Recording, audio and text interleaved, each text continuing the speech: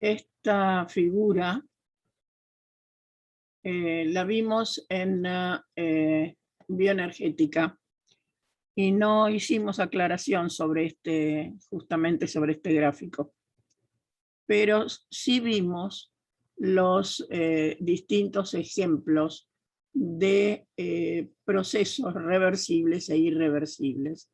O sea, habíamos visto una piedra que cae en la ladera de una montaña, que cuando llega abajo ya sola no puede volver a subir.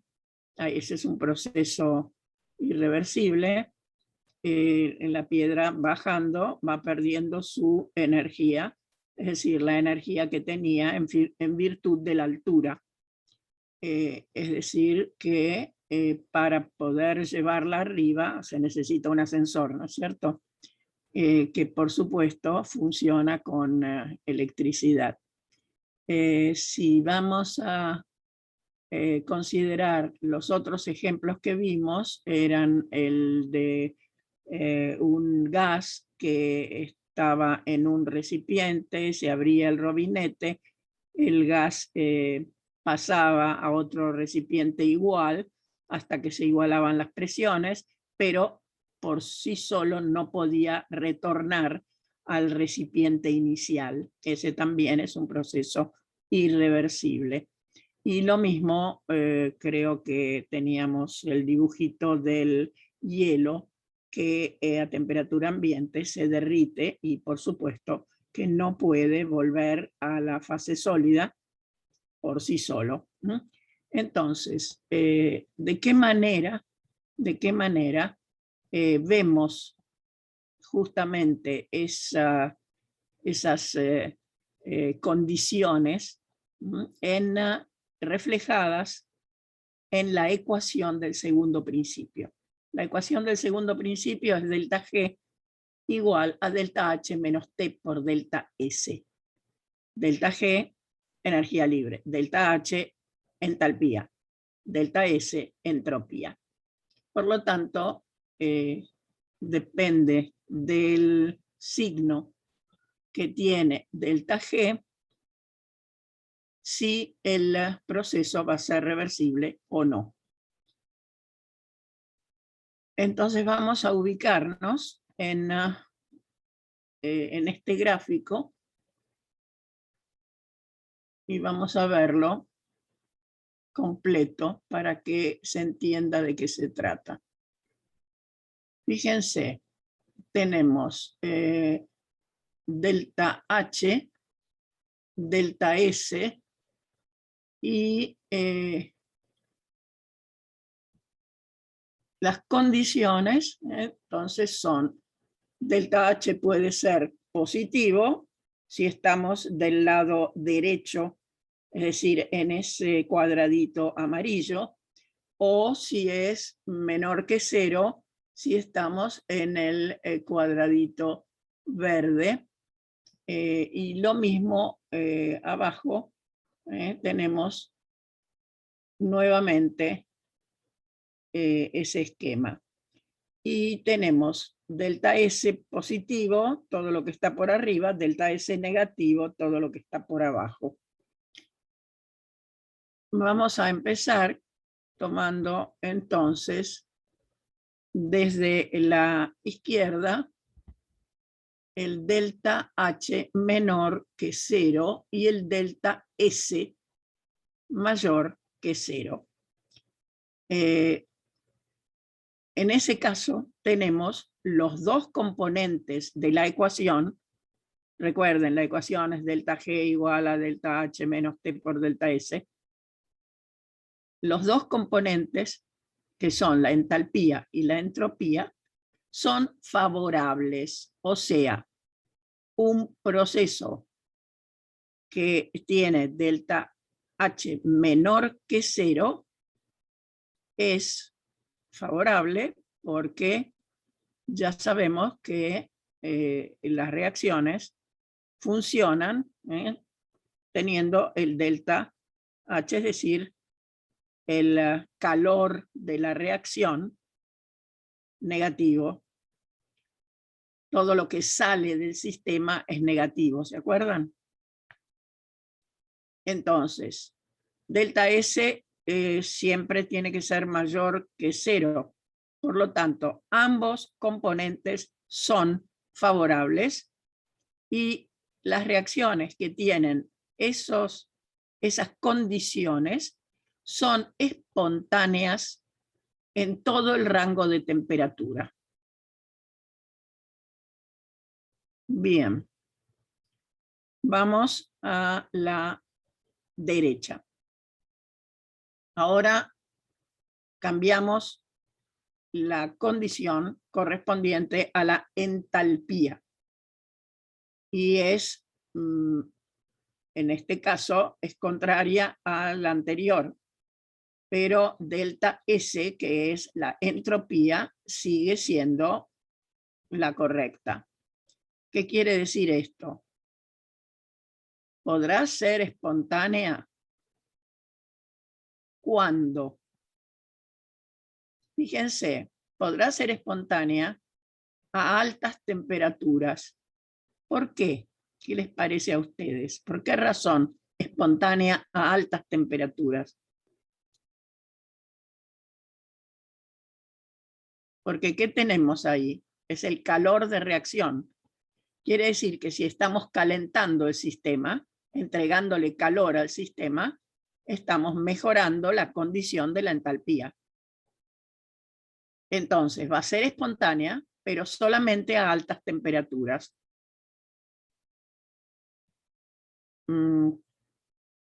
Díganme si se entiende lo que estamos diciendo.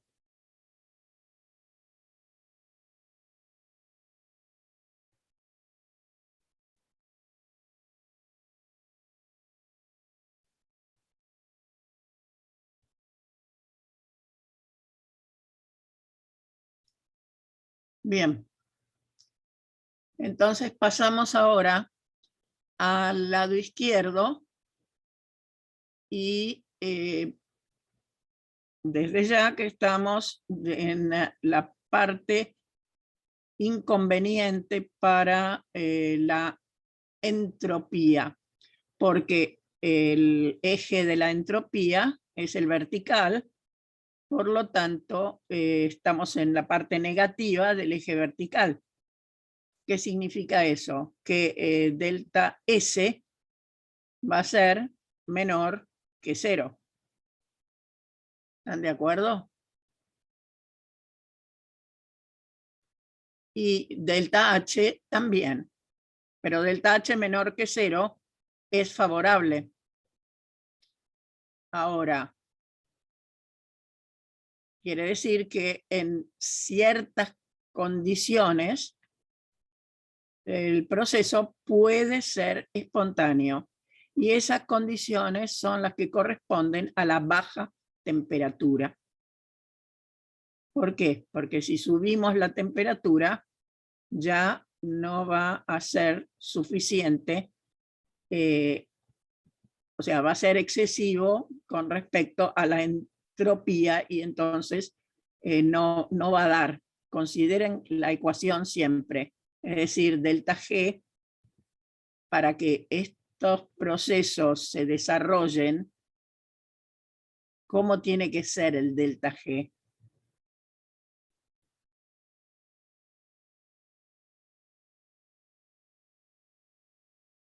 Bien, negativo, correcto. Entonces, para que el delta G sea negativo, es delta H menos T por delta S. Si delta S es negativo, entonces va a ser mayor que el delta H y no va a poder ser si la temperatura es alta, porque el término es T por delta S. O sea, espontáneo a bajas temperaturas. Y vamos al último. Tenemos ambos componentes desfavorables.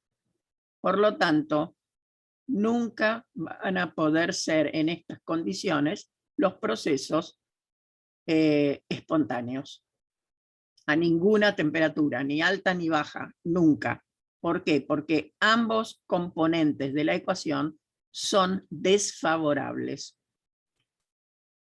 Creo que eso está puesto en la parte de abajo del apunte. Es un apunte cortito, pero ahí tienen ustedes. Resumido, delta G positivo no favorece a baja temperatura. Delta G negativo favorecido a alta temperatura. Cuando tenemos ambos componentes positivos.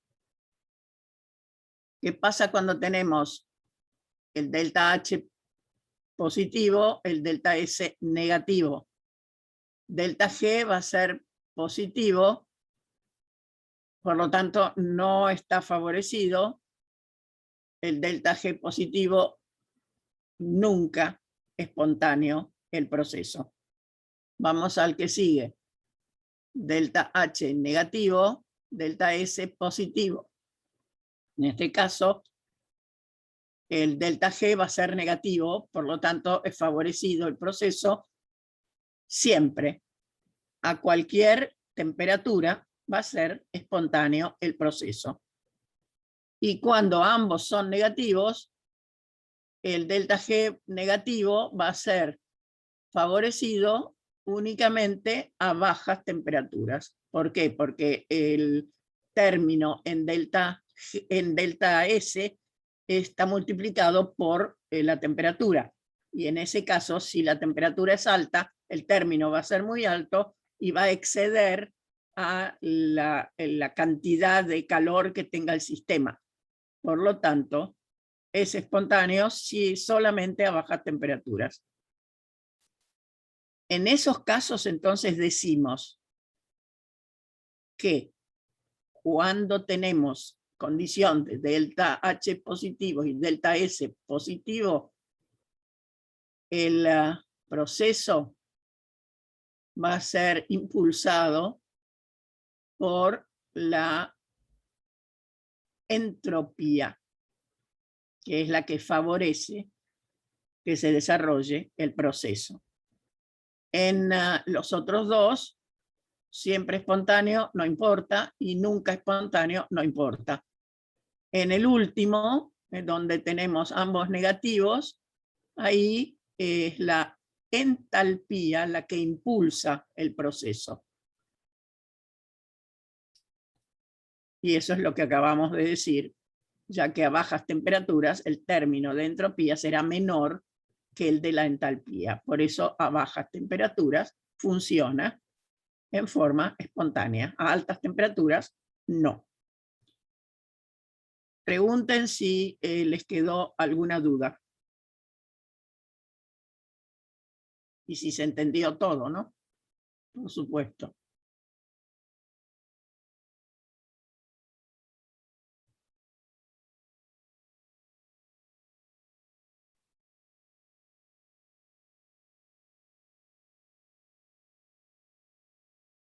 Bueno, esto había quedado entonces, lo repito, de del capítulo de bioenergética, cuando vimos todos los tipos de reacción. De manera que esto no lo habíamos explicado, no quise dejarlo para que cuando estén preparando el estudio no les haya quedado sin explicación. Quisiera que leyeran lo que subí después que esto, que no es nada más que una introducción al tema que nos toca hoy, que es comenzar con el metabolismo de los lípidos.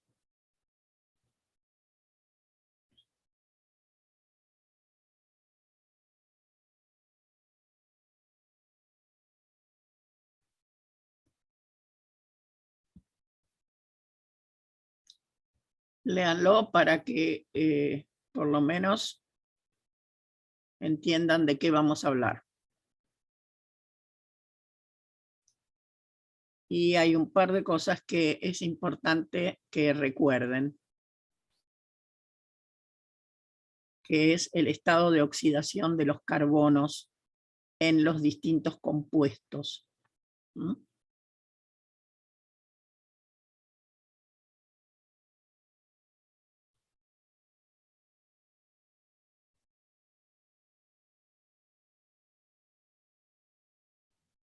Profesora, una Sí, consulta. ¿Ya sí, tenía fecha dada para el segundo parcial? creo que les dije que era en la semana de la... A ver, en la semana del 2023, si no me equivoco. Sí, eso les dije. Podrá ser el 20, podrá ser el 23. Perfecto, gracias. Nada.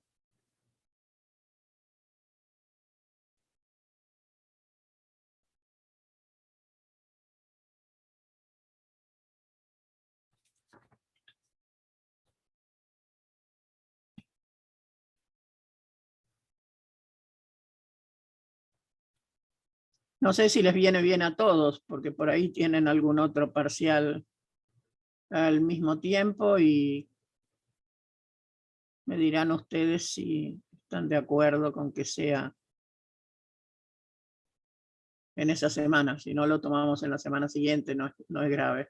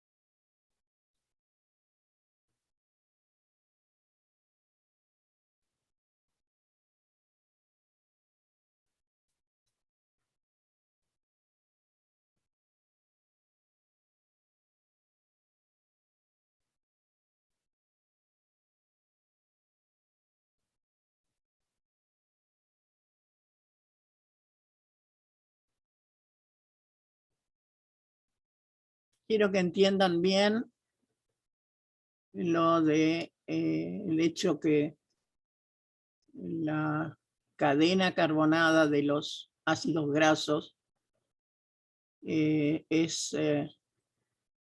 bien reducida, o sea que su estado de oxidación es el más alejado del dióxido de carbono. Eso significa que tenemos mayor cantidad de electrones para transferir al oxígeno. Y cuanto mayor sea el número de electrones que transferimos al oxígeno, mayor cantidad de energía se genera. Recuerden eso, recuerden que el proceso de la cadena respiratoria, es decir, la transferencia o de los electrones al oxígeno, o sea, el transporte de electrones hasta el oxígeno, es lo que permite simultáneamente, por fosforilación acoplada, conseguir ATP, que es la forma de almacenar energía. Así que en el caso de los hidratos de carbono, recuerden que los carbonos están más oxidados que los de la cadena carbonada de los ácidos grasos. Por lo tanto, los hidratos de carbono van a generar menor cantidad de energía que las grasas. Y recuerden, por grasas entendemos los triglicéridos, ¿sí? Así que de los triglicéridos son los ácidos grasos los que van a permitir obtener cantidad de energía. Bien. Y creo que por acá decíamos también que en determinadas condiciones se generan ciertos compuestos que denominamos cuerpos cetónicos, en realidad son cetoácidos, y que tienen importancia cuando no hay glucosa para obtener energía a corto plazo. Y hay tejidos que se adecúan a la utilización de esos cuerpos cetónicos. Bien, entonces vamos a comenzar a ver el catabolismo de los ácidos grasos. ¿Alguna pregunta?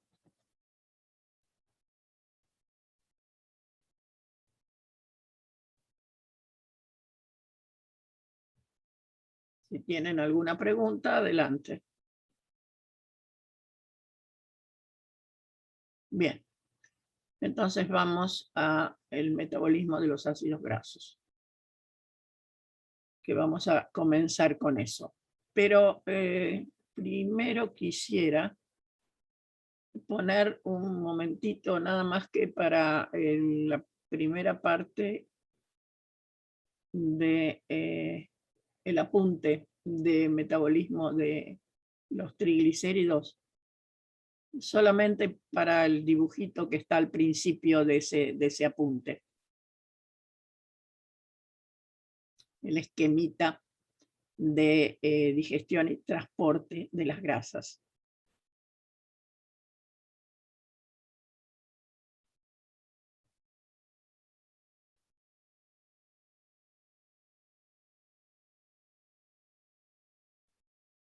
Bien. Vamos al principio entonces.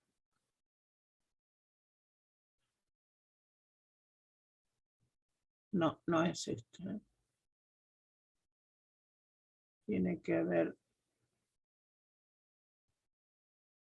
un esquema de...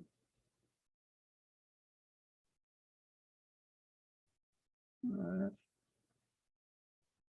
si yo lo tengo por acá.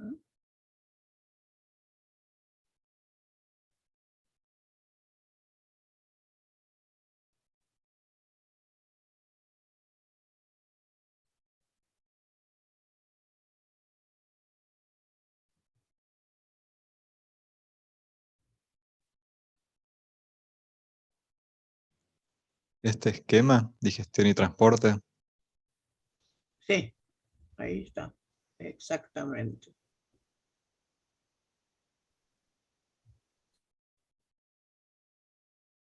Exactamente, digestión y transporte.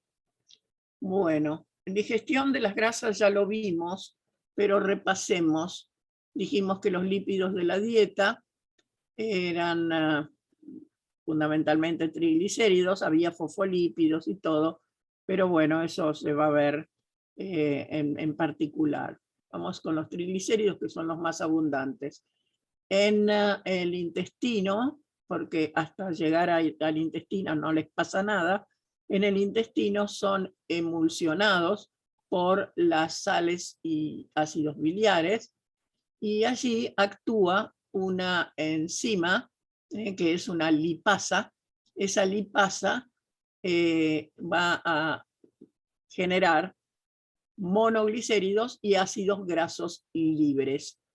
Esos monoglicéridos y ácidos grasos libres son los que pueden ingresar a las células del intestino, es decir, que pueden atravesar las membranas por una simple razón. Son no polares y las membranas tienen una estructura no polar, por lo tanto pueden entrar tranquilamente. En las células del intestino hay una cantidad de proteínas, además hay fosfolípidos, PL es fosfolípidos, C es colesterol, y los triglicéridos se vuelven a armar dentro de las células del intestino. O sea, todo lo que ingresó como monoglicérido y ácido graso libre vuelven a formar triglicéridos en las células del intestino. Esos triglicéridos entonces son empaquetados junto con las proteínas específicas para ese proceso de empaquetamiento, el colesterol y los fosfolípidos, en unas partículas que se denominan kilomicrones. Y esos kilomicrones son conducidos por el sistema linfático a todos los sitios donde se requiere esa clase de combustible. O bien, la posibilidad de almacenamiento también existe en el tejido adiposo. De manera que tejido adiposo, hígado, para todo lo que es procesamiento, digamos, de los triglicéridos, y otros tejidos, que son lo que llamamos tejidos periféricos, todos van a recibir tanto los triglicéridos como los fosfolípidos como el colesterol. Pero a nosotros lo que nos interesan son los triglicéridos, que en el tejido adiposo vamos a ver que los triglicéridos pueden transformarse en ácidos grasos libres, es decir, hay una posibilidad de lipólisis. O bien, si lo que tenemos son ácidos grasos libres que vienen del hígado, empaquetados en la albúmina del suero sanguíneo, entonces, o sea, el transportador de los ácidos grasos libres en la sangre es la albúmina, y si entonces llegan esos ácidos grasos libres al tejido adiposo, son esterificados para formar triglicéridos, y si al revés lo que llegan son los triglicéridos, pueden ser hidrolizados a ácidos grasos libres que serán eliminados, se podría decir, enviándolos por vía albúmina nuevamente y vía sanguínea al hígado. Esos ácidos grasos libres en el hígado llegan los kilomicrones, son desarmados los kilomicrones, por supuesto, en el hígado las proteínas pueden ser utilizadas en determinadas condiciones, y esos triglicéridos pueden ser, otra vez por lipólisis, degradados a ácidos grasos libres que pueden tener diferentes, digamos, posibilidades. O bien la beta-oxidación, que es el catabolismo de los ácidos grasos libres, o bien la cetogénesis, es decir, dependiendo de las condiciones fisiológicas del individuo, será una u otra la posibilidad más conveniente. Por otro lado, esos ácidos grasos libres y se podrán formar triglicéridos. Recuerden que para eso se necesita glicerol, por lo tanto es necesaria la presencia de glicerol, y el glicerol proviene de los hidratos de carbono, así que habrá que ver cuándo está disponible el glicerol. Esos triglicéridos pueden ser enviados a distintos tejidos periféricos mediante proteínas transportadoras, que son, hay distintos tipos de proteínas transportadoras, son las lipoproteínas de alta densidad, las lipoproteínas de media densidad y las lipoproteínas de muy baja densidad.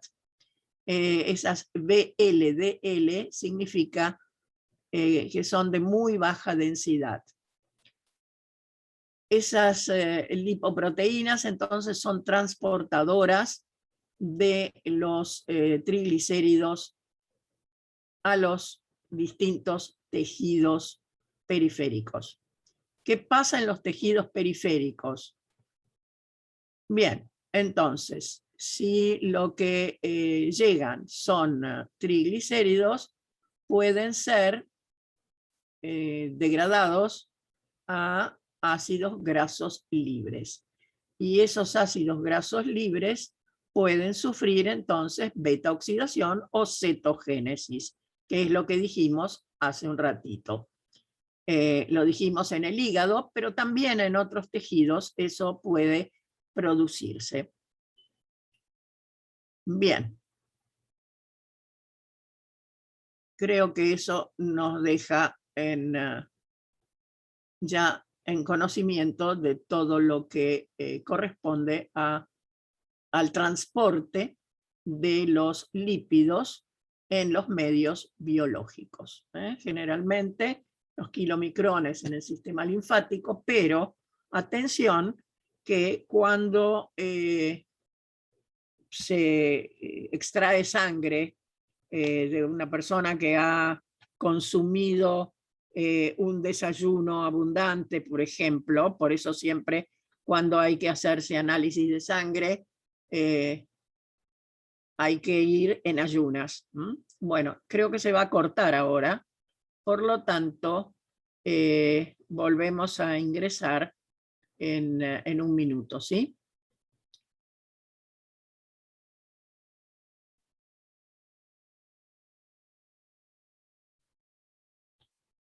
Bien.